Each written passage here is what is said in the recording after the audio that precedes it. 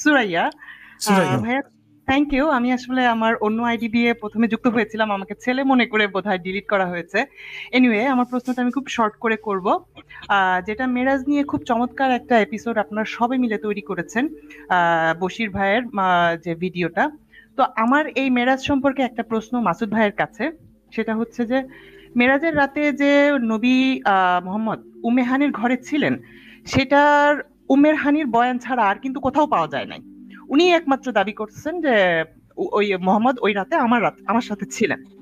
তো আমরা যেটা দেখতে পেয়েছি গত 5 আগস্টের পর বাংলাদেশের সরকার পতনের পরে 8 তারিখে যখন ইউনূস সরকার ক্ষমতা দখল করে, এরপর কিন্তু মোটামুটি 7 দিনের ভিতরে হাজার হাজার মানুষের ফেসবুকে প্রোফাইল পিকচার চেঞ্জ হওয়া দেখেছি আমরা।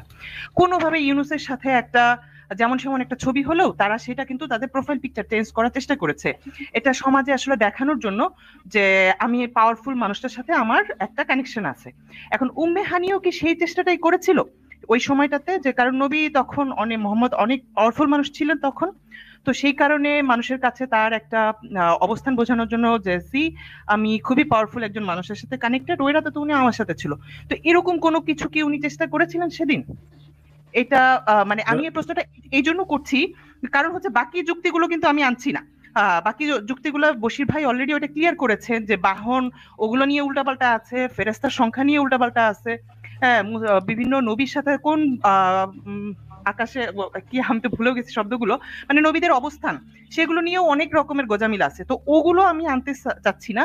ধরেন যে আমি একজন আলেম বা বিশ্বাসী মানুষ, আমি আপনাকে চ্যালেঞ্জ করলাম যে উমেহানি মিথ্যা কথা বলেছে। হ্যাঁ, তো সেই ক্ষেত্রে আপনি আমাকে কিভাবে ডিফেন্ড করবেন?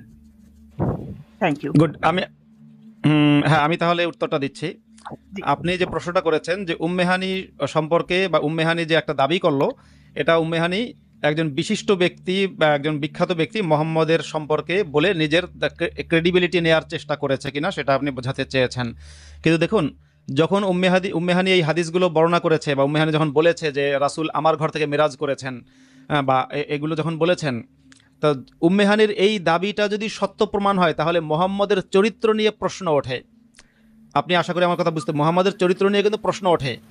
ইসলামী শরীয়তের একটা আইন হচ্ছে, কেউ যদি ডাইরেক্টলি কিংবা ইনডাইরেক্ট মোহাম্মদের চরিত্র নিয়ে কোনো রকম প্রশ্ন তোলে, সে ব্যক্তি মুসলিম হোক কিংবা অমুসলিম হোক, তাকে তাৎক্ষণিক জায়গায় গলা কেটে হত্যা করতে হবে।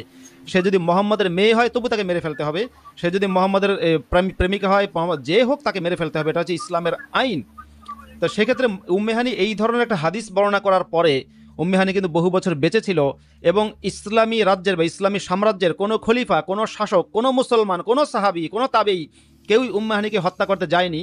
উম্মেহানির মৃত্যু হয়েছে খুব স্বাভাবিকভাবে, বরং মোহাম্মদের মৃত্যু হয়েছে, মোহাম্মদের মেয়েকে হত্যা করা হয়েছে অনেককেই, কিন্তু উম্মেহানির মৃত্যুটা স্বাভাবিকভাবে হয়েছে। সুতরাং এটা কিন্তু বোঝা যায় যে উম্মেহানি যে কথাটা বলেছেন যে আমার ঘর থেকে রাসূল মিরাজ করেছেন, এই দাবিটা করার কারণে মোহাম্মদের চরিত্র নিয়ে প্রশ্ন উঠেছে। তারপরও যখন কোনো সাহাবি এটা নিয়ে প্রতিবাদ করেনি, উম্মেহানের কল্লা কাটা হয়নি বা কল্লা কাটার ফতোয়া দেওয়া হয়নি, তার মানে হচ্ছে এই ঘটনার কিছুটা হলেও সত্যতা ছিল, কিংবা এই ঘটনাটাকে মোহাম্মদ এটা করতে পারে, মোহাম্মদের পক্ষে এটা সম্ভব, এটা মোহাম্মদের সাহাবিরা বিশ্বাস করেছিল। আর তাছাড়া মাসুদ ভাইয়ের এই যুক্তিটা 100% ভ্যালিড আমি মনে করি। এর কয়েকটা উদাহরণ বর্তমান দিয়ে দেওয়া যায়। যেমন 501 মামুনুল হক আওয়ামী লীগের আমলে ছিলেন মজলুম, তিনি দাবি করেছিলেন জান্নাতারা ঝর্ণা তার স্ত্রী। এখন কিন্তু 501 মামুনুল হকরা ক্ষমতায়, তো সেই 501 মামুনুল হকের সাথে যদি জান্নাতারা ঝর্ণা মিথ্যা মামলা দিয়ে থাকতো, ধর্ষণের মামলা কিন্তু দিয়েছিলেন, তাহলে আজকে কিন্তু তাকে জেলে ঢুকতে দেখতাম আমরা দেখি নাই। তাছাড়া আমাদের সেই প্রিয় আবু তোহা আদনান, তার বিরুদ্ধে অভিযোগ এনেছেন তার অতীতের স্ত্রী, সেই স্ত্রীও কিন্তু এখন অক্ষত আছে। এমনকি এই যে লাগাও ওই ওস্তাদ যে কি নাম কাশিমির স্ত্রী কিন্তু ব্যাপকভাবে বিদ্রোহ করেছেন, তিনিও কিন্তু এখন পর্যন্ত অ্যারেস্ট হন নাই, তিনি বহাল তবিয়তে আছেন। এর কারণ হচ্ছে যে মামা আসল জায়গায় তো ধরা। আসাদ ভাই, আমার কাছে আরো যেটা মনে হয়েছে যে উম্মে হানি যেহেতু এখানে ফার্স্ট পার্সন ছিলেন, তার বাড়ি থেকেই মিরাজ হয়েছে, সুতরাং সে যখন নিজের মুখে এটা বর্ণনা করেছে, এই হাদিসগুলো অন্য কেউ আর বর্ণনা করবেন, মানে যে ঘটনাটা ধরেন মাসুদ ভাইয়ের সাথেই ঘটলো, মাসুদ ভাই যখন সেটাকে বর্ণনা করলো, সেখানে আর আসাদ ভাইয়ের সাফাই গাওয়াটাকে গুরুত্বপূর্ণ মনে হবে না। আর যদি সে ভুল বলতো তাহলে ডেফিনেটলি অন্যরা ঝাঁপিয়ে পড়তো তার উপর, তাতে কোনো সন্দেহ নেই। তাছাড়া হাদিসের বাইরে হয়তো সাহাবীরা যে ধরছেন, সাহাবীরা তো ভালো ছিল না, তুমি আমার নবীর নামে, সে হয়তো নবীর বিশেষ জায়গার বিশেষ আকৃতি বলে দিছে, তাহলে তো প্রশ্ন আসছে যে জানলো কেমন, নিশ্চয়ই ঘটছে জিনিস। হ্যাঁ, সো এটা নিয়ে হয়তো হয়তো ঘাটাঘাটি করতেও চাইনি, যে যত যেমন ঘাটবে নাদিয়া তত ইসলাম বের হবে। নাদিয়া ইসলাম এতবার পিনাকি ভট্টাচার্যকে 3 ইঞ্চি বললো, সে একবারও কিন্তু বলে নাই যে না 3 না 6। আচ্ছা, দেখুন, পিনাকি পিনাকি সবার বিরুদ্ধে কথা বলে, সবার বিরুদ্ধে বললেও নাদিয়ার বিরুদ্ধে কিন্তু স্পিকটি নট, একেবারে মুখে পুরো মানে সেলাই করা, কিছু বলে না। আমি দুঃখিত বোন, আমি অনেকগুলো শব্দ ব্যবহার করেছি এখানে যেগুলো আসলে জি এই আচ্ছা তো শব্দগুলোই আপনাদের প্রোগ্রামের প্রাণ। আর থ্যাংক ইউ আমাকে সুযোগ দেওয়ার জন্য। আর আমরা মেয়েরা সাধারণত ছেলেদের নাম দিয়ে আইডি ব্যবহার করি, তো থ্যাংক ইউ, আমার রিয়েল নামে আসতে হলো। অনেক ধন্যবাদ, অনেক ধন্যবাদ। না, আপনি যে কোনো নাম, আমি একটু বলে রাখি যে যদি কেউ যুক্ত হতে চান, আপনি ওইখানে লেখার অপশন আছে, যুক্ত হওয়ার সময় আপনার নাম দেওয়ার অপশন আছে, আপনি যে কোনো একজন নারীর নাম দেন, আমরা যেন বুঝতে পারি, কারণ অনেকে তো ইরিলেভেন্ট প্রশ্ন করবেন, তো আমরা সেটা চাই না। অনেক ধন্যবাদ সুরাইয়া, আপনি ভালো থাকবেন। আচ্ছা মাসুদ ভাই, আপনাকে আমি আর বাড়াচ্ছি না, আমি অন্য প্রসঙ্গে যেতে চাচ্ছি আসাদ ভাই। সেটা হচ্ছে, ও আরো একজন আছেন, জি অশ্বত্থামা, দেখি কথা বলুন তো। অসৎমা, হ্যাঁ নমস্কার, আমি ভারতবর্ষ থেকে বলছি। আপনি বাংলা বোঝেন? বাংলা বোঝেন? হ্যাঁ হ্যাঁ। তাহলে বললাম হ্যাঁ, এখানে আমি নারীরা বাঙালি। ঢুকবে, তো আপনি কেন ঢুকলেন সরি। আচ্ছা বাংলা বোঝেন, আসাদ ভাই, বাঙালি, আবার এই সিম্পল বাংলাটা বোঝেন। আর দুইজন আছেন, একটু দেখিনি। ওয়াই, আপনি একটু কথা বলুন। আমি প্রিয়াঙ্কা দাস। অনেক ধন্যবাদ। জি প্রিয়াঙ্কা, আপনার প্রশ্ন। বোধহয় নামটা ভুলে ফেলেছি। আচ্ছা, ওই মানে হয়ে গেছে আর কি, সরি এটার জন্য। প্রিয়াঙ্কা দাস, মেয়েরা পৃথিবীতে হ্যাঁ অনেক আছে, প্রিয়াঙ্কা দাস নামের কয়েক লক্ষ হ্যাঁ মানুষ আছেন। অনেক আছে। নো ওয়ারিস। হ্যাঁ, আমি আজকে দেখলাম যে মেয়েদেরকে সুযোগ দেওয়া হচ্ছে, তখন আমার একটা মানে মনে হলো যে একটা কথা এখানে শেয়ার করি। সেটা হচ্ছে, আমি একটা সংস্থাতে চাকরি করি, তো একটা জিনিস আমাকে খুব বেশি ফেস করতে হয়, সেটা হচ্ছে আমি চাকরিতে যাব, আমি যাই করি না কেন আমাকে ওড়না দিতে হবে। আর এটার জন্য কোনো ছেলে আমাকে না যে তোমাকে ওড়না দিতে হবে, মেয়েরাই বলে। এই জিনিসটা খুব খারাপ লাগে, মানে আমি মেয়েরা কেন বলবে। হ্যাঁ দুঃখিত প্রিয়াঙ্কা, জি বলেন। হ্যাঁ ভাইয়া, জি জুয়েল ভাই, আপনি বলেন। জি এটা আসলে, হ্যাঁ আপনাকে শোনা যাচ্ছে, ধন্যবাদ প্রিয়াঙ্কা। সেটা হচ্ছে, আমি প্রায় বলি যে আসলে নারী মানে তন্ত্রে দীক্ষিত নারীরা হচ্ছে যে ওড়নাটা মানে কোনো পোশাকের পর্যায়ে পড়ে না বা কিছু এরকম বলছি না, কিন্তু আমার সবসময় ওড়নাটা নিতে ভালো লাগে না। তো কেন আমাকে ওড়নাটা নিবার, একটা মেয়ে কেন আমাকে বলে যে ওড়নাটা নিয়ে, ওনার কি বলার কোনো অধিকার আছে? না, ডেফিনেটলি নারী হোক কিংবা পুরুষ হোক, কারোরই এটা বলার অধিকার নাই। নারী ওড়নাকে ছোট করারও কিছু নাই, বড় করারও কিছু নাই। ওড়না একটা পোশাক, যদি একান্তই কারো ইচ্ছা হয় কিন্তু যদি কারো ইচ্ছা না হয়, তাকে পড়তে বলাটাই একটা বড় রকমের অন্যায়। এবং এটা কি বলবো, একেবারে মানে কোন সভ্য সমাজে এই ধরনের কথা কেউ বলতে পারে না, একমাত্র অসভ্যরাই বলতে পারে। জি মাসুদ ভাই, আপনি বলেন। হ্যাঁ দেখুন, এই কথা আমি একজনের কথা উল্লেখ করছি, তার নাম হচ্ছে মারজুক রাসেল, বাংলাদেশের একজন অভিনয় শিল্পী। তিনি মাঝে মাঝে কিছু জ্ঞানী ভালো কথা বলে। একবার মারজুক রাসেল ফেসবুকে স্ট্যাটাস দিয়েছিলেন বা একটা বক্তব্য দিয়েছিলেন যে নিজেরা বেশি পোশাক পরলে অন্যদেরকে উলঙ্গই মনে হবে। এখন যে নারীটা আপনার বোরকা পরেছে, মানে ভেতরে এমনিতে মেয়েদের পোশাক তুলনামূলক বেশি পরে আমাদের দেশে, তার উপরে আবার বোরকা, হিজাব, এত কিছু পরেছে, সেই মেয়েটা যখন কোনো একজন নারীকে একটা টি শার্ট পরিহিত অবস্থায় দেখবে কিংবা জিন্সের প্যান্ট পরা অবস্থায় দেখবে, তখন তাকে উলঙ্গই মনে হবে।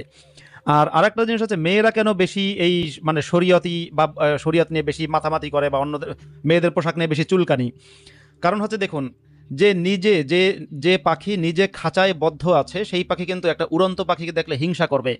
সে কিন্তু তা চাইবে তুই এত মজা করে উড়ুস কে, তুই আমার মতো খাঁচার মধ্যে ঢুকে যা। খুবই স্বাভাবিক, খুবই সিম্পল বিষয়। তো অতএব যে মেয়েটা নিজে সে স্বেচ্ছায় তো কেউ পড়ে না, আল্লাহর ভয়ে, পরকালের ভয়ে, হাজব্যান্ডের ভয়ে, বাপের ভয়ে, মায়ের ভয়ে, সমাজের ভয়ে, মোল্লার ভয়ে, মডারেট মুসলিমের ভয়ে যারা বোরকা পরে বা ওড়না পরে, তাদের কাছে এইটা কোনো একটা নারীকে ওড়নাবিহীন দেখলে মনে করো তো মহাসুখী আছে শালায়। তো কারণ ওড়না থাকলে কি, আপনার ওড়না হচ্ছে একটা বাড়তি ঝামেলা, যেটা আপনার উপর চাপিয়ে দেওয়া হচ্ছে আপনার ইচ্ছার বিরুদ্ধে। আপনি হাঁটতে যাবেন, বাতাসে উঠবে, এর সাথে লাগবে, ওর সাথে লাগবে, বারবার ওনাদের টান দাও, ঠিক করো, বিরাট একটা যন্ত্রণা। কিন্তু ধরুন এই যে আমি এখন, আমার যদি একটা ওড়না থাকতো, যদি ধরুন যে ইসলামে আইনটা করতো যে পুরুষকে ওড়না পড়তে হবে, এখন আমি ওড়না পড়তাম, তো ওড়নাটা বারবার আমার ঠিক করতে হতো, বারবার আমার ওড়নাটা ঠিক করতে হতো, এটা একটা যন্ত্রণা। এই যে যন্ত্রণা, যে মাথায় মানে যে যার গায়ের উপরে যন্ত্রণা আছে, সে যন্ত্রণা বিহীন একটা মানুষকে দেখলে হিংসা করবে, এই হিংসাটাও ইসলাম কর্তৃক অনুমোদিত। এজন্যই দেখা যায় যে আপনার এই বোরকাওয়ালি বা ওড়নাওয়ালি মেয়েদের মধ্যে এই ওড়না এবং মানে কি বলে পোশাক নিয়ে চুলকানি বেশি তুলনামূলক। এটা এই চুলকানিটা ওদের মধ্যে থাকবেই এবং ইসলামের আমাদের এই কারণে। ব্রিটিশ শাসন শোষণের সময় এই বাঙালি, এই ভারতবর্ষের মানুষরাই কিন্তু অন্যকেও দাস হওয়ার জন্য বাধ্য করত। এই রোগ আমাদের বহু পুরনো আমার মনে হয়। যে অনেক ধন্যবাদ ওয়াই, আপনি যুক্ত হয়েছিলেন, ভালো থাকবেন, কেমন? আচ্ছা আসাদ ভাই, আর কাউকে যুক্ত করবেন এখন, নাকি আপনার সাথে আমার একটা প্রশ্ন ছিল? আমি আমাকে একটু পরে করেন, অনেকে যুক্ত হয়ে বসে আছেন, আপনি একটু তাদেরকে বসে আছেন, তাদেরকে আর এক মিনিট আমি ওয়েট করতে বলবো, কারণ আপনার সাথে কথাটা হয়ে গেলে হয়তো যারা যুক্ত হবে তারাও কিছু বলার প্রসঙ্গ পাবে নতুন করে। আপনার কাছে আমার একটা ছোট্ট প্রশ্ন, সেটা হলো আপনি কি মানে এই যে বিয়ে নিয়ে যেহেতু কথা বলছি, আমাদের নবীর যুগের বিয়ের কথা বাদ দিলাম, এটা মাসুদ ভাই বলেছেন, আমাদের এখনকার সমাজে বিয়ে প্রথাটার ব্যাপারে আপনার মানে মতামত কিরকম? বিয়ে প্রথাটা কি দরকার? আপনি বিয়ের পক্ষের লোক না বিয়ের প্রথার বিপক্ষের লোক? আমি পক্ষেরও না বিপক্ষেরও না, দরকারও মনে করি না, আবার অদরকারও মনে করি না। কেউ যদি বিয়ে করতে চায় করবে, কেউ যদি ধরেন একজন মানুষ, একজন নারী ধরেন, তার সাথে তাকে 3 জন পুরুষ বিয়ে করবে, এখন সেই 3 জন পুরুষ আর ওই নারী, এই 4 জন যদি একসাথে মিলেমিশে থাকতে পারে, আমার সমস্যা কোথায়? আবার একই কাজ যদি উল্টাও হয়, ইসলামিস্ট এই মোল্লাদের নিয়ে আমরা সমালোচনা করি, তারা হচ্ছে যে বাধ্য করে। যেমন একজন ধরেন মানব পাচারকারী ধরেন 4 জন নারীকে নিয়ে পাচার করে বাধ্য করলো যে কারোর সাথে শুতে, হ্যাঁ, শরীর বিলিয়ে দিতে, এটা বাধ্য করা, এটা হচ্ছে অন্যায়, অপরাধ। যদি কেউ মানে এই যে নাদিয়া ইসলাম, তিনি প্রকাশ্যে বলেন যে পিনাকির খণ্ডকালীন গার্লফ্রেন্ড, তিনি ছবি দেন কার সাথে শুয়েছেন, এটা তার স্বাধীনতা। আমি তো তাকে বেশ্যা বলবো না, আমি তো তাকে চরিত্রহীন বলবো না, এটা তার স্বাধীনতা। আমি মনে করি কেউ বিয়ে করতে চাইলে করতে পারেন, এটা একটা চুক্তি। আমরা অনেক সময় অনেক কিছুতেই চুক্তি করি না? আমরা যখন কোনো ইনস্টিটিউটে ভর্তি হই, আমরা কি করি? সেখানে আমরা রেজিস্ট্রেশন করি, তাই না? আমরা ধরেন সিটিজেনশিপের ক্ষেত্রে অনেক ক্ষেত্রে করি, বা আপনি একজনের সাথে আপনি সারা জীবন কাটাবেন, আপনি একটা চুক্তিবদ্ধ হইলেন যে কেউ কাউকে ছেড়ে যাবো না। যদি এই চুক্তি নিয়ে আমার আপত্তি আছে অনেক ক্ষেত্রে, আবার অনেক ক্ষেত্রে এই চুক্তি দরকার হয়। তো এটা যার যার স্বাধীনতা। আমি নিজে বিয়ে করতে চাই না, এটা আমার নিজের সিদ্ধান্ত। আচ্ছা, আমারও তাই ধারণা, বিয়ে হচ্ছে সামাজিক চুক্তি। দর্শকরা এটা মাথায় রাখবেন, বিয়ে কিন্তু কোনো যৌন চুক্তি না। এটা বারবারই আমি বলেছি, বিয়ের যে চুক্তিনামা, যেটাকে বলা হয় কি কাবিননামা, সেখানে পড়ে দেখবেন কোথাও লেখা নাই যে আপনাদেরকে যৌনতায় অংশগ্রহণ করার পারমিশন দেওয়া হলো কিংবা এরকম কিছু। এটার জন্য পারমিশন লাগে না। যারা 18 বছরের ঊর্ধ্বে তারা অলরেডি এটা প্রাকৃতিকভাবে এই পারমিশনটা পেয়ে যায়। বিয়ে হচ্ছে একটি সামাজিক চুক্তি, এবং আপনার সাথে আমি একমত যে এটা হচ্ছে ঐচ্ছিক। যারা মনে করবে এটাকে প্রয়োজনীয়, তারা ডেফিনেটলি এটা করতে পারে। যাদের কাছে প্রয়োজনীয় বলে মনে হবে না, তারা এটা করবে না। Thank you so much. এবার যুক্ত করতে পারেন। হ্যাঁ, এই আপনি কি ক্যামেরাটা অন করবেন বা অফ করতে পারেন? আপনি যদি নারী থাকেন তাহলে ক্যামেরা অফ, আর যদি আপনি পুরুষ হয়ে থাকেন তাহলে আপনি একটু কথা বলুন তো, কে আপনি, কোনটা?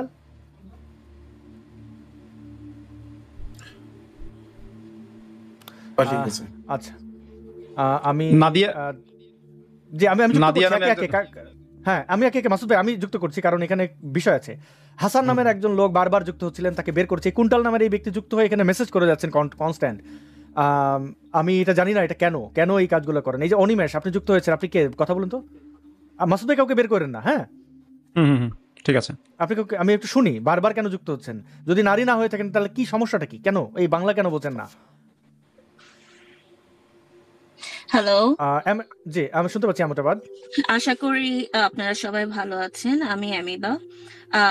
আমি জুয়েল ভাই যে বিষয়টা বলেছে, বিয়ে একটা সামাজিক চুক্তি, আমি এগ্রি করি।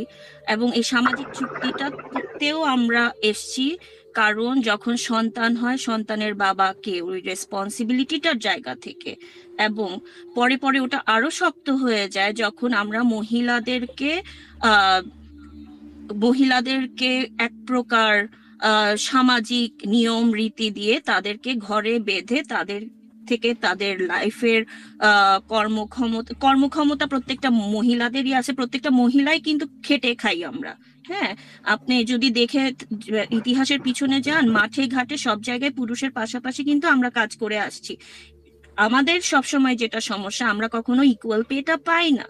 আমাদেরকে সবসময় সেই থাম দিয়ে মানে বৃদ্ধা আঙ্গুল দিয়ে চেপে রাখা হয়, সেটা নিয়ম রীতির কারণে হোক, বিয়ের কারণে হোক, সামাজিক বা সংসার, বাচ্চা কাচ্চা দিয়ে আমাদেরকে চেপে রাখা হয়। তো যার কারণে একটা মেয়ে যদি আমাদের সমাজে ওটা সিস্টেম্যাটিক ভাবে আমাদেরকে সেই জায়গায় যেতে দেওয়া হয়নি যেখানে আমরা নিজেদের ভরণ পোষণ, মাথার উপরে ছাদ, মাটির নিচে পা দিয়ে আমরা শান্তিতে নিজের মতো থাকতে পারবো। তার জন্য বিয়েটা ইনস্টিটিউশনালাইজ, বিয়েটা আমাদের সমাজে প্রচলিত এবং খুবই পপুলার একটা ইনস্টিটিউশন। কিন্তু একটা মহিলা যদি নিজে চলতে পারে, তার কি দরকার আছে বিয়ে করার? আমার জায়গা থেকে আমি মনে করি না, আমার প্রয়োজন নাই। এবং সন্তানের ক্ষেত্রে আমি যদি আমার সন্তানের ভরণ পোষণ দিয়ে রাখতে পারি, আমার কি দরকার আছে তার বাবা থেকে খরপোষণ নেওয়ার? না, আমার দরকার নেই। ঠিক আছে, ব্যাপারটা হচ্ছে অ্যাগেন আমরা ওই আইডেন্টিটি, বাচ্চার আইডেন্টিটি, ওটা আমরা একটা ফলস একটা নিড ক্রিয়েট করে রাখছি আমাদের সোসাইটিতে, যার কারণে এই যে বাবার পরিচয় কি, হ্যাঁ বাবার পরিচয় কি, মায়ের পরিচয় কি, মায়ের পরিচয় ইনাফ না কেন একটা বাচ্চার জন্য? আমি যদি খাওয়ায় পড়ায় রাখি আমার বাচ্চাকে, এবং ইসলামেও যদি আমি 3 মাস ইদ্যতকাল যেটা আমরা বলি, বাচ্চা হওয়ার পরেও তো ওটা 3 মাস ভরণ পোষণ দেয় মনে হয় একটা মহিলাকে ডিভোর্সের পরে, তাই না? তো এখানে নানা কায়দা আছে বের হয়ে যাওয়ার, বা বাচ্চা হওয়ার পরে বাচ্চাটা বাপের কাছে দিয়ে দেওয়া হয়। কিন্তু আমরা দেখি যে একটা বাচ্চার কিন্তু মাকে বেশি দরকার হয়। কেন জানি সোসাইটিতে এই উল্টাপাল্টা নিয়মগুলা বা কিসের প্রয়োজনে আসছে আমার কাছে এখন, মানে আমার কাছে সব ইনফরমেশন নাই শেয়ার করার জন্য। কিন্তু আসলে কি দরকার আছে আমাদের তো দরকার নাই। যদি আমার কি দরকার, আমার সন্তানকে যদি তার বাবা যদি পরিচয় দিতে না চায়, আমার যদি আমি আমার বাচ্চাকে খাওয়াতে পারি, আমার তো দরকার নাই তার আইডেন্টিটি। বাট এখন তো আমাদের সেই ডিএনএও তো টেস্ট করতে পারি আমি, তাই না? এখন তো ডিএনএও, এখন সেটাও যদি দরকার হয়, I can do the DNA test who the father is. অনেক ধন্যবাদ এমি ভাই, আপনার প্রশ্নটি আমাদের কাছে স্পষ্ট। রায়হান জুয়েল ভাই, আপনি একটু প্রশ্নটি রাখেন, আমি একটা কমেন্টের উত্তর দিয়ে রাখি এই প্রশ্নের ব্যাপারে। একজন লিখেছেন যে রিয়াদ হোসাইন, তিনি বলছেন যে মেয়েরা হলে ক্যামেরা অফ কেন, নারীদের কি স্বাধীনতা নেই, কেন এই বৈষম্য, মানে নারীরা ক্যামেরা অফ এই কারণে বলেছি প্রিয় ভাই আমার, আমি বলেছি যে কারণ নারী এখানে শুধুমাত্র নারীরা যুক্ত হবেন এই কথাটি এখানে বোধহয় আমি 10 বারের বেশি বলেছি। তারপরও যে পুরুষরা ক্ষমাটা দেখায়, তাদের ক্ষমাটা দেখতে যায় যে কত বড় বচন্দ্রীয়, এটা আমাদের দেখার দরকার। এই জন্য বলেছি পুরুষরা হলে ক্যামেরা অন করতে হবে, নারী হলে প্রয়োজন নেই ক্যামেরা অন করার। আর আমাদের সমাজে এমন বীর পুরুষরা আছে ওই নারীর ছবি দিয়ে নানানভাবে বুলি করে, তো এই নিরাপত্তার কথা বিবেচনা করেও এটা বলেছি। তো জি আমি দুঃখিত। রায়হান জুয়েল ভাই, আপনি কি যে প্রশ্নটি করেছেন খুবই চমৎকার, আপনার কথা শুনে ভালো লাগলো। যেটা হলো কিছুদিন আগে পর্যন্ত কিন্তু এই যে কুনাল সাহেব, আপনি কি নারী মনে করেন নিজেকে? এখানে বারবার বলা হচ্ছে আজকে শুধু নারীদের জন্য একটি স্পেশাল প্রোগ্রাম করছি আমরা, সেখানে বারবার এরকম ডিস্টার্ব কেন দিচ্ছেন? আপনাদের কি কমন সেন্স কি হাঁটুর নিচে নেমে গেছে নাকি? প্রাইভেট মেসেজে রাঞ্জুল ভাই যতবার কেউ প্রাইভেট মেসেজ করে ততবার এই পপআপটা ওঠে, এটা খুবই অ্যানোয়িং। মাসুদ ভাই এটা বুঝতে পারছেন, কারণ মাসুদ ভাইয়ের কাছে অ্যাক্সেস। আচ্ছা কুনাল বলেন, পালালেন কেন? বলেন তো কি এমন কথা আছে যেটা আপনার আজকেই বলা লাগবে এখনই, না হলে আপনি মরে যাবেন? হ্যাঁ আচ্ছা, এই যে দেখেন আমরা স্পেশাল প্রোগ্রামটা করেছি এবং এর আগে একজন নারী যুক্ত হয়েছিলেন এবং তিনি কতটা অনুপ্রাণিত হয়েছিলেন যে আজকে নারীদের জন্য স্পেশাল প্রোগ্রাম রাখা হয়েছে বলে অনেক নারী যুক্ত হচ্ছে। এইটার যে মানে উপযোগিতাটা আমরা ইনস্ট্যান্ট দেখতে পাচ্ছি, তারপরও পুরুষরা এভাবে ডিস্টার্ব দিয়ে যাচ্ছে। পুরুষরা অলওয়েজ এরকম নারীদেরকে ডিস্টার্ব দিয়েই যাবেন, মানে ভিলেন হয়েই থাকবে নারীদের চোখে। যাক, আমি বা আপনার প্রশ্নটাতে আসি। আমাদের দেশে কিন্তু কিছুদিন আগে পর্যন্ত মানে শুধুমাত্র পিতৃ পরিচয়ই একমাত্র পরিচয় ছিল। স্কুলে ভর্তি করতে গেলেও আপনার পিতার নাম দেওয়া লাগতো, সেখানে মায়ের নাম দেওয়ার ইনপুটও ছিল না। সেটা হাসিনার আমলের মাঝামাঝি পর্যায়ে এসে এই নতুন নিয়মটা চালু করা হয়েছে, যেখানে মায়ের নাম এবং পিতার নাম দুইটাই যুক্ত করা যাবে। তবে আপনি যেটা বললেন, আসলে পিতার নামটা বাদ দেওয়ারও অপশন এটা ভাবা যেতেই পারে, কারণ একটা সন্তানের সবচেয়ে বড় পরিচয় হচ্ছে তার মা। সুতরাং কেউ যদি শুধুমাত্র মাতৃ পরিচয় দিয়েই সন্তানকে বড় করতে চায়, আমার মনে হয় সেরকম অপশন রাখাটা উচিত সরকারের জন্য। আর ভাই আমি একটা কথা বলতে পারি, দেখেন আজকে বাবার পরিচয় যদি না থাকে, ধরেন ডিএনএ টেস্ট ফেস্টও নাই, এই বাবার পরিচয়টা কি? এটা আসলে মহিলাদেরকে, আমি এই ওয়ার্ডটা নিতে পারবো নাকি, এস শেমিং না, মানে S L you know the rest, এটা সেভাবে মহিলাদেরকে স্লাট শেমিং করা, হ্যাঁ, বাবার নাম নাই। তো এগুলোর জন্যই তো মানে এই ইনস্টিটিউশনটা টিকে আছে। আর আজকের সময়ে দাঁড়ায় হ্যাঁ অপশনস গুলো থাকা উচিত। আমার মনে হয় যে কেউ যদি চায়, এটা একটা মহিলার ইগোরও তো ব্যাপার। আমার সাথে ডেফিনেটলি একটা যদি মেয়ে হ্যাঁ জন্ম দেওয়ার আমি ক্ষেত্রে নারীদের পুরোটাই রেসপন্সিবিলিটি থাকে, এবং জন্ম নেওয়ার পরেও তাকে যদি পেলে পুষে বড় করে এককভাবে, কিন্তু সে দেখা যাবে যে পরিচয় দেওয়ার সময় তাকে আরেকজনের নাম যুক্ত করতে হচ্ছে, সেক্ষেত্রে এটা অবশ্যই অন্যায়। এটা নারীদের আমার সেই priority সংসার, থাকা উচিত। আমার সন্তানেরও ইগোর ব্যাপার, আমারও ইগোর ব্যাপার। আমার সন্তানের রেসপন্সিবিলিটি যে নেয়নি, ধরেন তার বাবা আছে, আমার হয়তো ধরেন সামাজিকভাবে বিয়ে হয়েই আমার সন্তান এবং সব আনুষ্ঠানিকতা সবকিছুই ঠিক আছে, কিন্তু এরপরে যদি তার বাবা কোনো পিকচারেই নাই, এরপরে যদি আমার সন্তানের বাবাকে সেটা যদি, এটা তো এটা আমার জন্য একটা ইনসাল্ট, আমার সন্তানের জন্য ইনসাল্ট। হ্যাঁ, অবশ্যই বুঝতে পারছি, যাতে পুরুষরা মনে করিয়ে দিতে পারে যে শুধু নারী নট এনাফ, এই কথাটা আপনাকে হয়তো বারবার মনে করিয়ে দেওয়ার চেষ্টা এক ধরনের সমাজের। আপনাকে অনেক ধন্যবাদ, অনেক মূল্যবান বক্তব্য রেখেছেন আসাদ ভাই। আমাদের কি আপনি ভালো থাকবেন? আমরা কি আর কাউকে যুক্ত করবো? আপনি ভালো থাকবেন। জি, হ্যাঁ, এই যে আমাদের একজন কমেন্ট করলেন, কমেন্টের সাথে সাথে যে একজনের চেহারা দেখিয়ে দিলাম, আরেকজন এখানে হাসান নামের ছিলেন, তাকে বের করে দিয়েছি, এখন ডিটি আছেন। আপনি যদি একটু বলেন আপনার প্রশ্নটি। হ্যালো,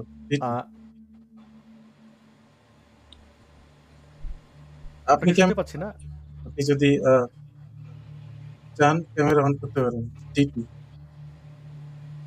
প্রথমে মাইক্রোফোনটা আপনি অ্যালাউ করেন বা মাইক্রোফোন অন করুন, আপনাকে আমরা শুনতে পাচ্ছি না। না, তিনি কথা বলছেন না। অমলা আছেন। অমলা, আপনি কি শুনতে পাচ্ছেন আমাদেরকে? হ্যাঁ, আমি শুনতে পাচ্ছি। জি, আপনার প্রশ্নটি। আমার কথা শোনা যাচ্ছে? হ্যাঁ, পরিষ্কার।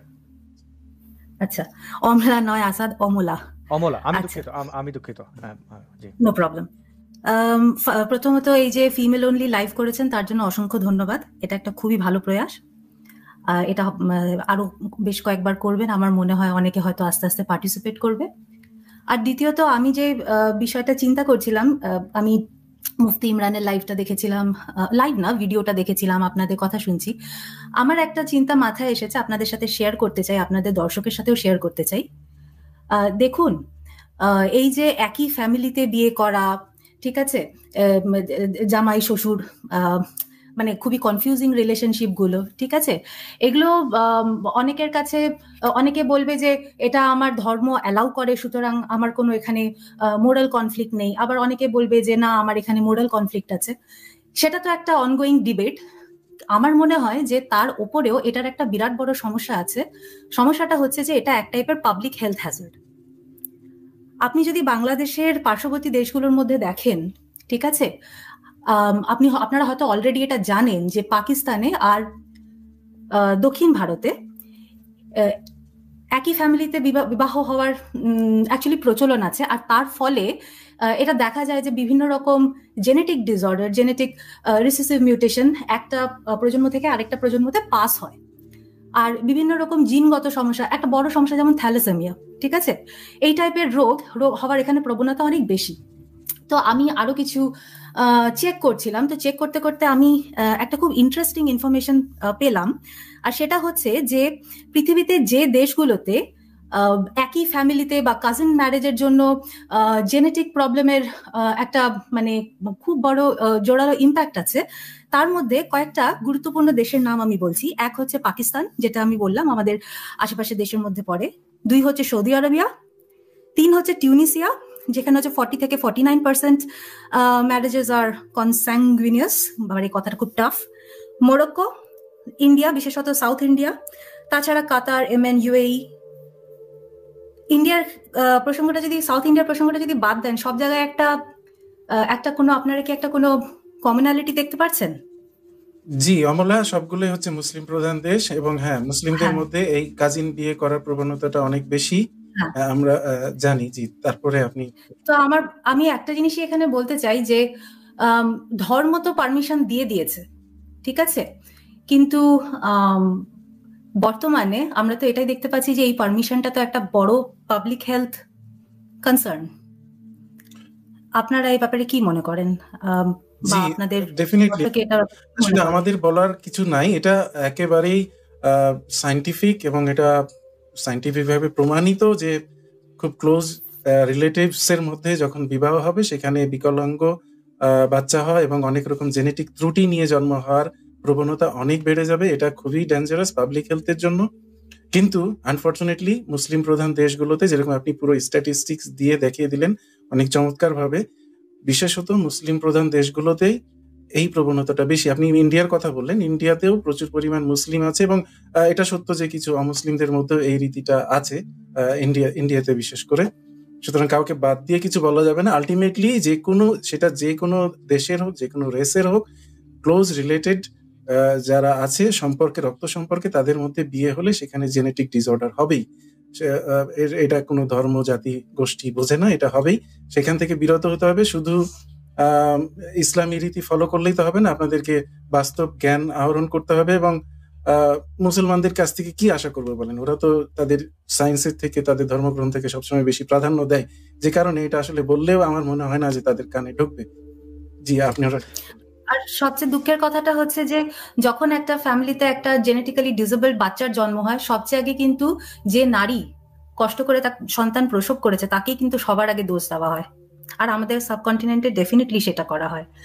তো আমি এই ক্ষেত্রে, যেহেতু এটা ইসলাম স্পেসিফিক লাইফ, তাই আমি এই ক্ষেত্রে তো বলতেই পারি, তাই না, যে এটা একটা অত্যন্ত anti women situation, and in fact anti child, anti life situation. Definitely আমি আপনার সাথে আমার পুরোপুরি এটুকুই একমত। বলার। জি, অনেক ধন্যবাদ অমলা। আমি নিজে লজ্জিত, বাংলা নামের উচ্চারণে আমি এটা আমার অজ্ঞতা ছিল, এবং আমরা এটাই আসলে আরবি হিন্দির ভিড়ে অনেক কিছু হারিয়ে গেছে। যেমন অমিতাভ, আমরা অমিতাভ বচ্চন, ওই প্রভাব। আবার বাংলাদেশে মুসলিম মেজরিটির কারণে ওই যে আরবি নাম, যে কারণে বাংলা অনেক শব্দ আমি উচ্চারণ করতে পারি না। এটা আমার ব্যর্থতা। আমি এই ব্যর্থতা, সীমাবদ্ধতা কাটিয়ে ওঠার চেষ্টা করবো। আপনি কিছু মনে করবেন না। আপনি প্লিজ অ্যাপোলোজাইজ করবেন না, এটা কোনো সমস্যার কিছু না।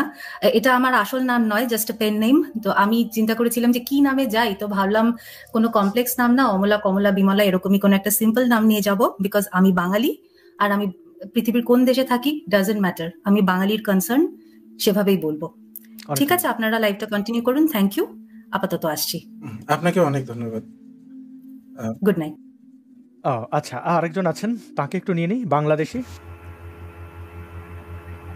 আপনার ওখান থেকে নয়েজ আসছে কিন্তু কথা শুনতে পাচ্ছি না। বাংলাদেশ, আপনার যদি কোনো প্রশ্ন থাকে একটু যদি বলতেন। আপনি মাইক্রোফোনটা একটু কাছে নিয়ে বলেন, কারণ আপনার ব্যাকগ্রাউন্ডে অনেক নয়েজ। মাইক্রোফোনটা একটু কাছে নিয়ে বলতে হবে। হ্যাঁ, বাংলাদেশি, আপনি কথা বলুন। আমি বাংলাদেশিকে চিনি, মানে সে ইতিপূর্বে আমার সাথে লাইভ করেছে, কিন্তু তার মাইক্রোফোনে অনেক সমস্যা। আপনি একটু ডিভাইসটা বদলে যুক্ত হন প্লিজ। হ্যাঁ, এই নয়েজ খুবই ইয়ে করে। আচ্ছা, আমরা ডিএটি আপনার কাছে যাই, শেষবার একটু চেষ্টা করি। আপনি কি শুনতে পাচ্ছেন? না, আপনাকে শুনতে পাওয়া যাচ্ছে না। রায়হান জুয়েল ভাই, আপাতত আমাদের আর কোনো গেস্ট নেই। আপনি যদি আপনার ওই যে পেন্ডিং প্রসঙ্গগুলোকে যদি একটু আনতেন, এর মধ্যে কেউ যুক্ত হলে আমরা নিশ্চয়ই তাকে ই করে নেব। অনেক ধন্যবাদ। ঠিক আছে, আজকে আসলে আর বেশি লাইভ বাড়াবো কিনা, কারণ অলরেডি আমরা 1.5 ঘন্টা পার করে ফেলেছি। তো সব মিলিয়ে, আমি এর আগে আর একটা লাইভে ছিলাম 1 ঘন্টা 1.5 ঘন্টা, এখানে আবার 1.5 ঘন্টা, সব মিলিয়ে ক্লান্তির ব্যাপার আছে। আর মাসুদ ভাই আপনার কাছ থেকে মোটামুটি আমার জানা শেষ। আজকের মতো মনে হয় শেষ করতে পারেন, আপনারা শেষ বক্তব্য দিয়ে আজকের মতো শেষ করতে পারি আজকে আমরা। মাসুদ ভাই, তাহলে আমি বলতে পারি, আমাদের এই যে মাওলানা মুফতিরা বিভিন্ন মাচায় যে এই প্রোগ্রাম ওই প্রোগ্রাম, এখানে লেট করে ওইখানে ই করে, আপনি কি এরকম লেট করেন? হাদিয়াটা দিয়ে ঠিক মতো পান? ও আচ্ছা, এক চমৎকার প্রসঙ্গ। আমি আপনার প্রসঙ্গে আসি না, আমি এখানে একটা কমেন্টস পাইলাম। কমেন্টসটা আমি তো পড়ছিলাম এর ফাঁকে ফাঁকে, কমেন্টসটা আমার চোখে লাগলো। আমাকে একজন পরামর্শ দিচ্ছে, রায়ান ভাই আপনারে ভাইরাল হইতে হবে, আপনারে কিন্তু কমে যাচ্ছে। ভাই, আমি কারো কাছ থেকে হাদিয়াও নিই না, আমার ভাইরাল হওয়ারও দরকার নাই,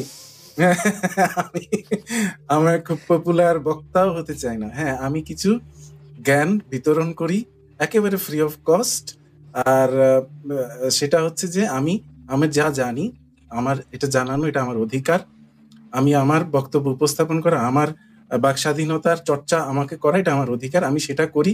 আপনারা কে শুনবেন না, ভালো লাগে না, টোটালি আপনাদের যদি জ্ঞান দরকার হয় আমার এখানে আসবেন, না দরকার হলে আসবেন না। আমার ভাইরাল হওয়ার কোনো দরকার নেই, কোনো ইচ্ছা নেই। আমার অনুষ্ঠানের প্যাটার্ন আমি খুব সহজে চেঞ্জ করছি না, বরং আমি এখন ধীরে ধীরে আরো থিওরিটিক্যাল পর্যায়ে চলে যাচ্ছি। তিতা টিভিতে আপনারা ধীরে ধীরে দেখতে পাবেন খুবই থিওরিটিক্যাল বিষয়। কারণ একটা জিনিস আসাদ ভাই, আমি একটু সুযোগ নিই, 1 মিনিট বলে রাখি, একটা কথা বলে রাখি। ওই গুরুত্বপূর্ণ কথাটা যাচ্ছে, একটা কমেন্ট এখানে অনেকক্ষণ বেশিক্ষণ এখানে ঝুলিয়ে রাখার মতো যোগ্যতা রাখে না। বলছে যে অনেক সুন্দর করে সাজিয়ে নিয়ে এসে এক একজনকে তারপর উপস্থাপন করে। যারা আমাদের এখানে যুক্ত হয়েছিলেন, আপনার অর্গানিকভাবে যুক্ত হয়েছিলেন কিনা এটা আপনারা জানেন, এবং আমরা জানি আপনাদের সাথে আমাদের কোনোদিন কথা হয়েছিল কিনা। কিন্তু এই হচ্ছে যে চোর, সে যে বদমাশ, এই যে সাইদি তার ওয়াজ মাহফিলে হিন্দু বানিয়ে তাদের জামাত রাজাকারের বাচ্চাদের নিয়ে আসতো, ওই বাচ্চারা এখন আমাদেরকে এইটা মনে করছে। কিন্তু ভাইরে, পৃথিবীটা আপনি বিভ্রান্ত করতে পারবেন, কিন্তু বেশি দিন আপনি টিকে থাকতে পারবেন না। শুধু সাইদি কেন বলে একটু, শুধু সাইদি কেন, আজহারি হুজুর বাংলাদেশে গিয়ে কয়েকবার কিছু হিন্দুকে মুসলমান বানানোর পরে একটা মাহফিলের মধ্যে ওপেন হাজারো লোকের সামনে একজন বললো, এই যে হালায় কয়বার মুসলমান হবে, তো বিভিন্ন জায়গায় গিয়ে মুসলমান হয়েছে, অন্যান্য মাহফিলে গিয়ে সে মুসলমান হয়ে টাকা নিয়েছে। তো এই যে হুজুরদের সাজানো নাটক, ওরা এই যে হুজুররা এই সমস্ত নাটক করে বলে মনে করে আমরাও তাই করি। সরি, এক্স্যাক্টলি, ওদের মাথা থেকে মানে ওটা যায়ই না। এখানে এসে যে কেউ পজিটিভ কথা বলবে, গঠনমূলক সুন্দর সমালোচনা করবে, এইটা তাদের মাথায় ঢুকে না। যেটা কিভাবে, এটা সম্ভব না, নিশ্চয়ই সাজানো, কারণ ওরা ওই সাজানো জগতেই বাস করে। হ্যাঁ, তো যা বলছিলাম, তিতা টিভিতে আপনারা ধীরে ধীরে খুব থিওরিটিক্যাল জিনিস পাবেন, এবং এটা পাওয়ার কারণ হচ্ছে যে আমি মনে হয় এটা এখন থেকে না, ইভেন আমি আমার প্রথম ভিডিও দিয়েছি 2011 সালে, তখন আমি কিন্তু জানতামও না যে ইসলাম এত খারাপ ধর্ম। সত্যি কথা, আমি মনে করতাম ইসলাম একটা ধর্ম। এখনো ইসলাম যদি খুব ভালো ধর্ম হয়, একেবারে চমৎকার একটা ধর্ম, তাতেও আমার কিচ্ছু আসে যায় না, তবুও আমি নাস্তিক। হিন্দু যদি একটা চমৎকার ধর্ম হয়, তাতেও আমার কিচ্ছু যায় আসে না, আমি নাস্তিক। সো পৃথিবীতে যদি কয়েক শত চমৎকার চমৎকার ধর্ম থাকে, যাতে কোনো মানবাধিকার লঙ্ঘিত হয় না, মানুষ খুব ওই ধর্মগুলো পালন করে আরো সভ্য হয়, আরো অহিংস হয়, তাতেও কিচ্ছু আমার যায় আসে না, আমি নাস্তিক। সো এই কথাটা মাথায় রাখবেন। আমার শুধু ওই হিন্দু মুসলমানদেরকে গালি দেওয়াই আমার কাজ না। তিতা টিভিতে আপনারা একেবারে বেসিক কোর কনসেপ্টগুলো পাবেন। কেন আমি নাস্তিক, শুধু ইসলাম যদি ভালো ধর্ম হতো, যেটা বললাম খুব চমৎকার ধর্ম হলেও আমি নাস্তিক কেন, সেটা জানতে হলে অবশ্যই তিতা টিভি দেখতে হবে, এবং আপকামিং অনুষ্ঠানগুলো দেখতে হবে। আরো চমৎকার চমৎকার প্রোগ্রামে আসছে। আমাদের একজন অতিথি, তিনি যুক্ত হয়েছিলেন, মাইক্রোফোনের কারণে এই করা যায়নি। একটু শুনে নেই, তিনি যদি কিছু বলতে চান বাংলাদেশি সংক্ষেপে যদি কিছু বলেন।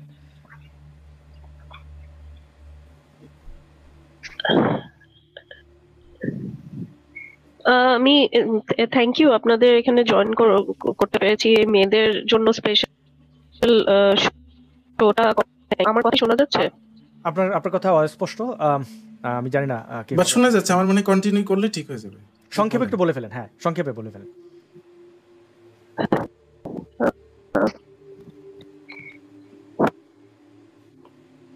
জি, সিগন্যালের সমস্যা হচ্ছে, নেটওয়ার্কের প্রবলেম হচ্ছে। এখন কি শোনা যাচ্ছে? আপনি সংক্ষেপে প্লিজ বলে ফেলুন। হ্যাঁ, শোনা যাচ্ছে। সংক্ষেপে একটু আপনি জাস্ট কথা বলতে থাকুন, শোনা যাচ্ছে। উনি বের হয়ে গেছে, মানে ওই কানের মধ্যে লাগছিল, তো সংক্ষেপে বলে ফেললেই ভালো হয়। মানে আচ্ছা, অ্যালেক্স আছেন? অ্যালেক্স, আপনি শুনতে পাচ্ছেন? হ্যাঁ ভাই, শোনা যাচ্ছে। আপনি কেন যুক্ত হয়েছেন? আপনি কি নারী? উনি মনে হয় নিজেকে নারী মনে করেন। না, আমি ছেলে। তাহলে আপনি কেন যুক্ত হয়েছেন এখানে? বাংলা বোঝেন না? আমরা কতক্ষণ ধরে লিখে পর্যন্ত দিলাম, বলে দিলাম, এখানে লিঙ্কে লেখা আছে শুধুমাত্র নারীরা যুক্ত হতে হবে। কেন এই ফাত্রামিটা করেন? কেন বিরক্ত করেন বলেন? বিবেক বুদ্ধি কিছু নাই ভাই? এই ওই কোথাকার। রাধিকা, আপনি আছেন?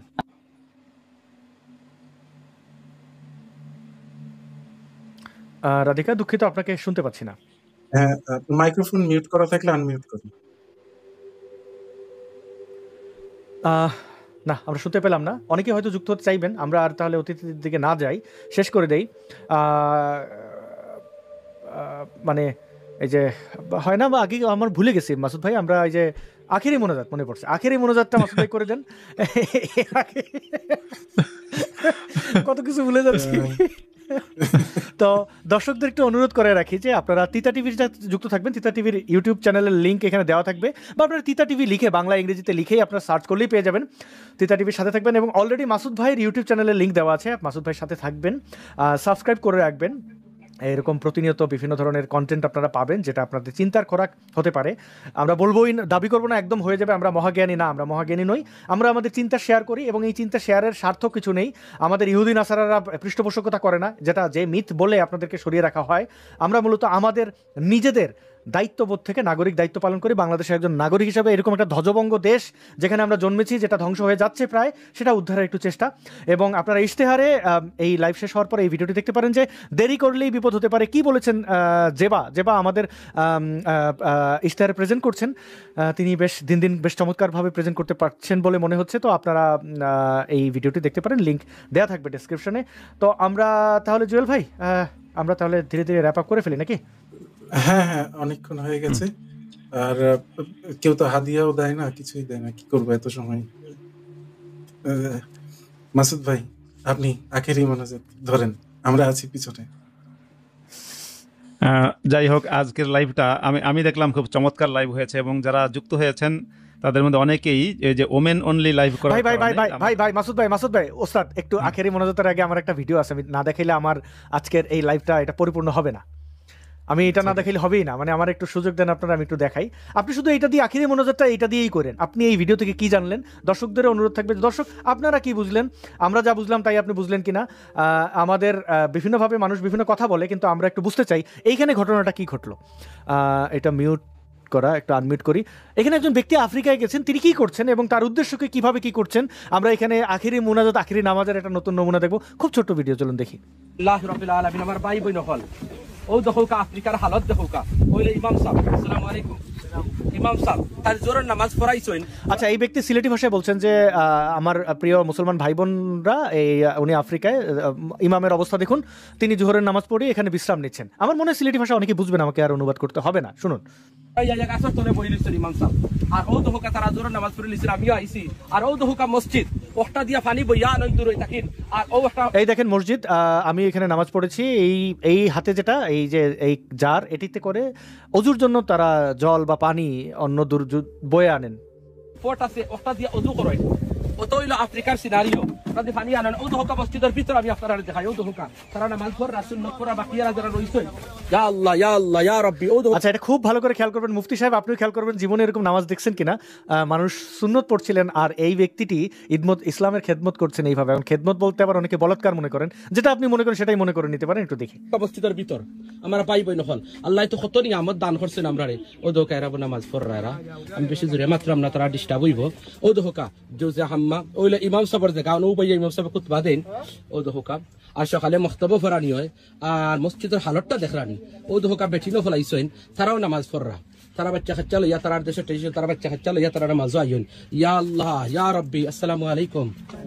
মাশাআল্লাহ, আমার ভাই বোন হল আসেন, আমার কোন এমন দয়াবান ভাই বোন হল যে মাত্র 12,000 পাউন্ড দিয়ে একটা মসজিদ বানাইয়া দিতে আফ্রিকাত, অনলি 12,000 পাউন্ড দান করুক, আল্লাহ যা দিবা ইনশাআল্লাহ।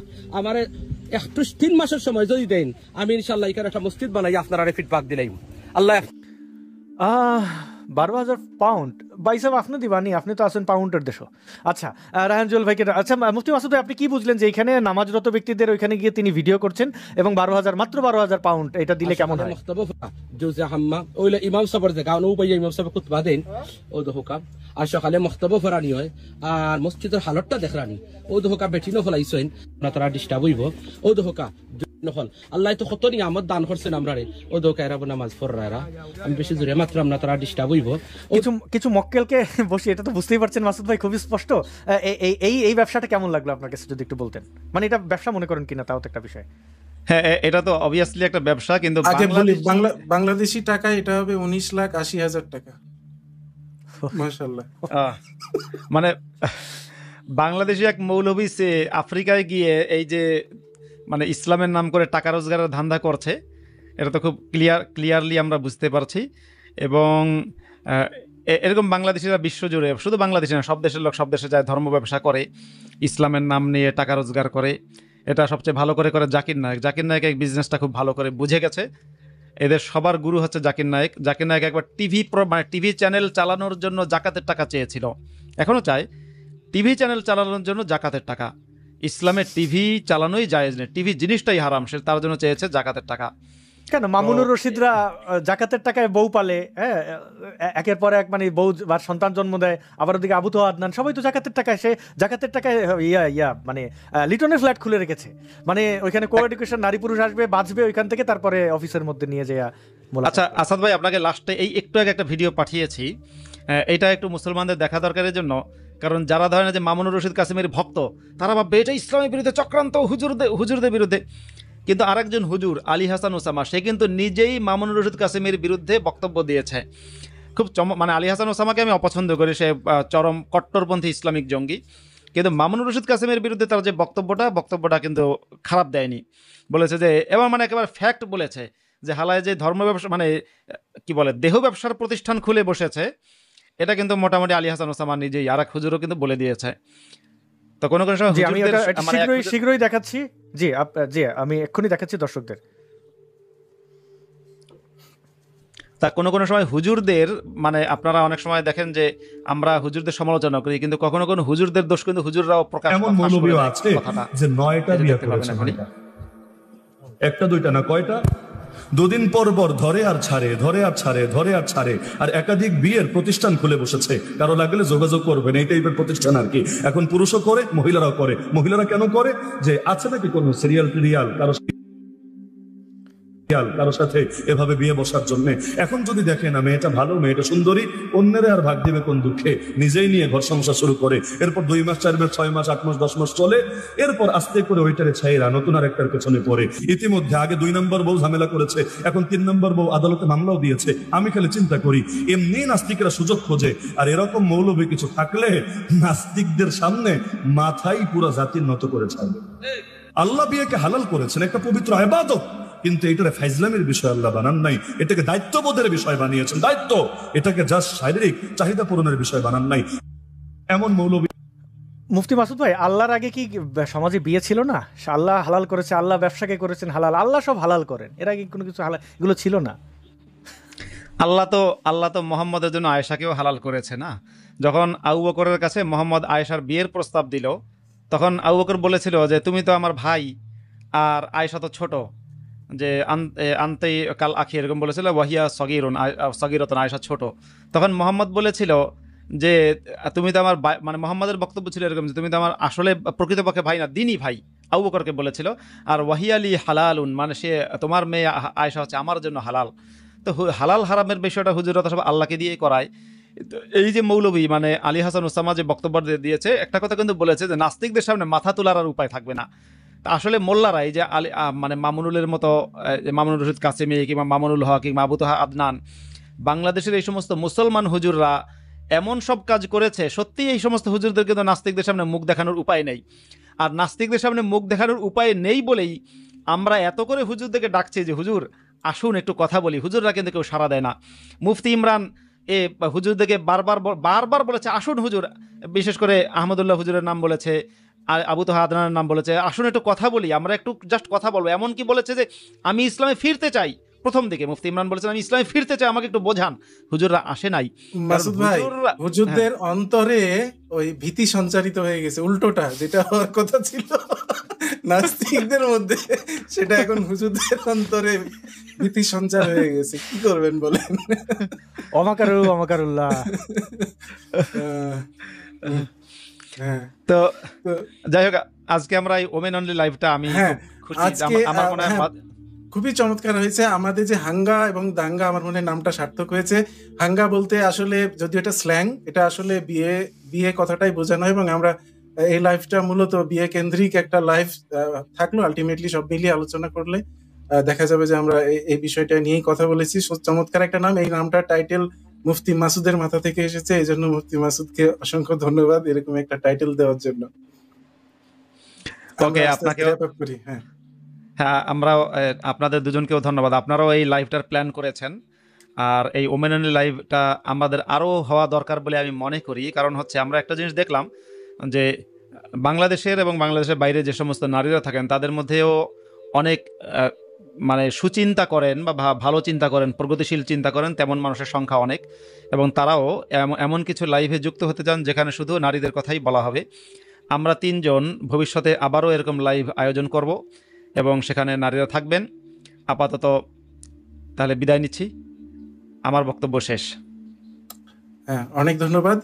এইটা আমি প্রথম এইরকম একটি লাইভের জন্য প্রথম আমি মাসুদ ভাইকে বলি, মাসুদ ভাই এটা সম্মতি জানায়, পরে আসাদ ভাইকে বলি, আসাদ ভাই সম্মতি জানান। এই জন্য মানে খুবই উৎসাহের সঙ্গে সম্মতি জানান এবং পুরো দায়িত্বটা আসাদ ভাই পালন করছেন। সব মিলিয়ে আমি কৃতজ্ঞতা জানাই এই মাসুদ ভাইয়ের প্রতি, আসাদ ভাইয়ের প্রতি, এবং দর্শকদেরও চমৎকার পার্টিসিপেশন ছিল। আমি খুবই এনজয় করেছি আজকের live. Thank you so much সবাইকে। জি আসাদ ভাই, আপনি তাহলে আজকের মতো রাখি নাকি? হ্যাঁ, দর্শক আপনাদের কাছ থেকে বিদায় চাইছি। আপনারা ভালো থাকবেন। এবং যেটা বললাম, এখানে অনেকগুলো কমেন্ট এসছে, আমি একটু কমেন্টগুলো পড়ে বলি। মাসুদ ভাইয়ের আইডির নাম কি? যদি ফেসবুক প্রোফাইল আব্দুল্লাহ আল মাসুদ লিখে সার্চ করবেন, ব্লু ভেরিফাইড প্রোফাইলটি ওনার। এবং যদি ইউটিউব চ্যানেল আব্দুল্লাহ আল মাসুদ আপনারা সার্চ করবেন, ইউটিউবে পাবেন, এখানে ডেসক্রিপশনে লিঙ্ক দেওয়া আছে, ইউটিউবের ডেসক্রিপশনে। আর ফেসবুকে যদি লাইভটা দেখে থাকেন সেখানেও, এবং যদি আপনারা তিতা টিভি থেকে লাইভটা দেখে থাকেন সেখানেও ডেসক্রিপশনে পেয়ে যাবেন পরবর্তীতে মুফতি আব্দুল্লাহ আল মাসুদ ভাইয়ের পেজের চ্যানেলের লিঙ্ক। এবং যদি আপনি ব্যক্তিগতভাবে কোনো মেসেজ বা কোনো তথ্য আপনি পাঠাতে চান, ইমেল করতে পারেন। তবে ইমেইলে কেমন আছি, ভালো আছি কিনা, এই বিষয়গুলো আজকের লাইভেও দেখেছেন যে আপনারা যখন আপনার যে অ্যাক্টিভিটিস, যে আচরণ ডিস্টার্বিং হয় অন্যের জন্য, সেটা শুধু আমার ক্ষেত্রে না, সকলের ক্ষেত্রেই পরিহার করবেন। আমরা সিরিয়াস আলোচনায় থাকতে পছন্দ করি, কথা বলি, যে কথাগুলো বলি এগুলো খুবই সিরিয়াস, এতটাই সিরিয়াস যে কথাগুলো বলতে গেলে কল্লা হারাতে হয়। তো সেখানে এসে যদি আপনি কেমন আছি, ভালো আছি, কী খাইছি এগুলো বলেন, তাহলে তখন আসলেই খুব মেজাজ খারাপ হয়। তো info.asadnoor@gmail.com ইমেল করতে পারেন, অথবা আমার একটি ফেসবুক প্রোফাইল আছে, আমি একটু বলে আসাদুজ্জামান নূর লিখে সার্চ করলে দেখবেন ওটাও ভেরিফাইড, আপনারা সেখানেও আমাকে মেসেজ পাঠাতে পারেন। অনেক ধন্যবাদ লাইভটি দেখার জন্য। এবং আমি তো বরাবরের মতো রায়হান জুয়েল ভাইকে ধন্যবাদ দিই যে আপনি এই শোটার সঞ্চালনা করেছেন, এবং আমাদের সুপারস্টার মুফতি আব্দুল্লাহ আল মাসুদ ভাই আমাদেরকে অনেক বেশি সমৃদ্ধ করেছেন। সকলকে শুভরাত্রি। শুভরাত্রি।